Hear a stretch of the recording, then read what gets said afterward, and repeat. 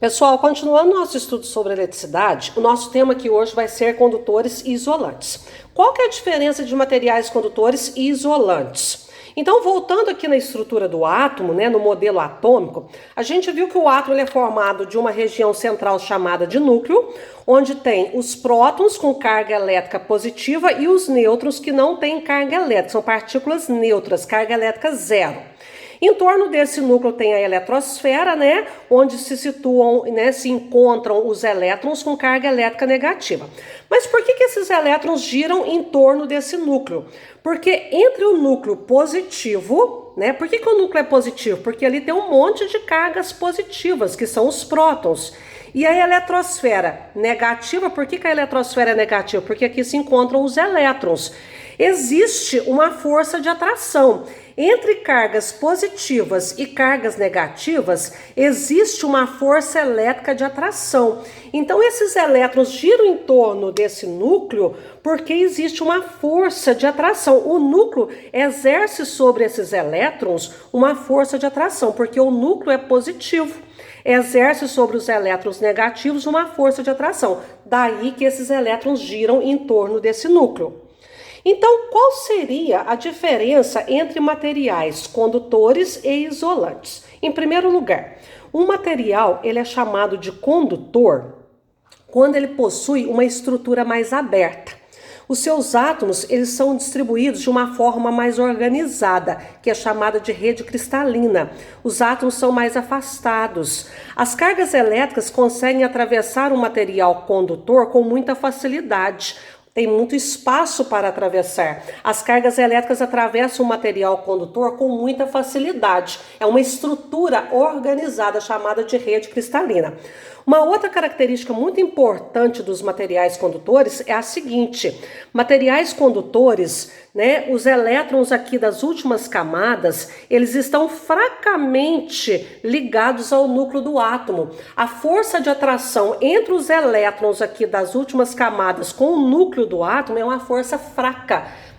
Então esses elétrons têm liberdade de sair do átomo. Um material condutor ele tem muitos elétrons livres. Os átomos perdem muitos elétrons com facilidade. Então, num material condutor, há muitos elétrons livres. O que são elétrons livres? Elétrons que saem dos átomos. Por que eles saem desses átomos? Porque a força de atração entre os elétrons lá das últimas camadas, mais afastados do núcleo, é fraca. Átomos de um material condutor perdem elétrons com muita facilidade. E esses elétrons conseguem circular através desse material com muita facilidade, Por que eles conseguem circular com muita facilidade? Porque a estrutura é muito aberta, muito organizada. Já o material isolante é exatamente o contrário. O material isolante ele tem uma estrutura muito fechada, muito desorganizada. É chamada rede não cristalina, estrutura amorfa. Os átomos são muito juntinhos, então as cargas elétricas elas não têm facilidade de circular por esse material. E outra característica muito importante dos isolantes é que os elétrons eles estão fortemente ligados ao núcleo do átomo. O núcleo do átomo que é positivo, porque o núcleo do átomo tem prótons com carga positiva, exercem sobre os elétrons aqui, da eletrosfera, uma força de atração muito forte. Então, esses elétrons não têm facilidade de sair deste átomo. Átomos de um material isolante, eles não perdem elétrons com facilidade. Então, átomos de um isolante, eles não possuem elétrons livres em sua estrutura. E tem uma estrutura muito fechada, Os átomos são muito juntinhos. Então, vamos fazer um resumo do que são materiais condutores e o que são materiais isolantes.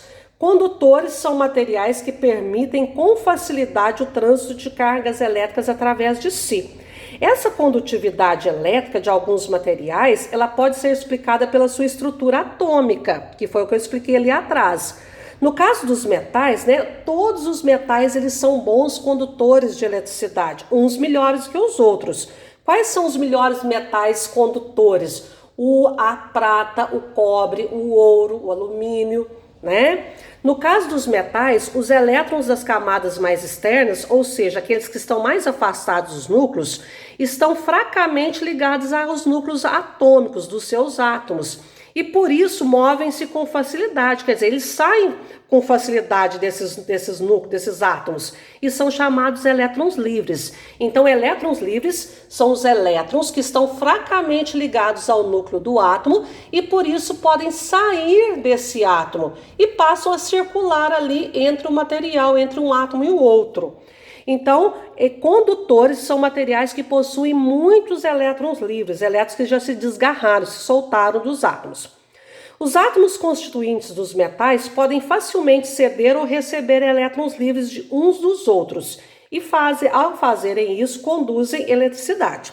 São exemplos de materiais condutores, os metais, todos os metais. O grafite, as soluções eletrolíticas, gases ionizados, o corpo humano, o solo, a água mineral, a água salgada, tá, gente? Eu não coloquei aqui água salgada, tá? Não pode ser água pura, porque a água pura vai ser isolante, tá bom? Vamos ver agora os materiais isolantes.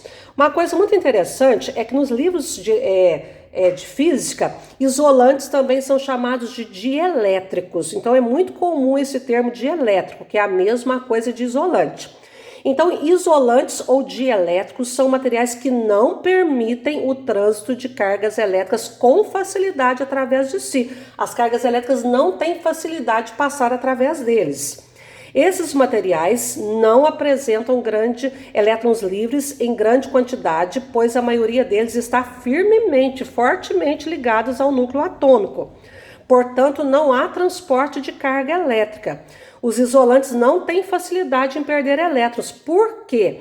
Porque os elétrons estão fortemente ligados, né? A força de atração que o núcleo exerce sobre eles é muito forte. E só podem perder quando estão submetidos a situações extremas, com grande quantidade de cargas, e essa propriedade pode deixar de existir. Uma coisa que eu esqueci de falar é que todo isolante pode virar a ser um condutor. Vai depender da força elétrica que vai ser exercida sobre os elétrons. Então, todo isolante pode vir a se tornar um condutor.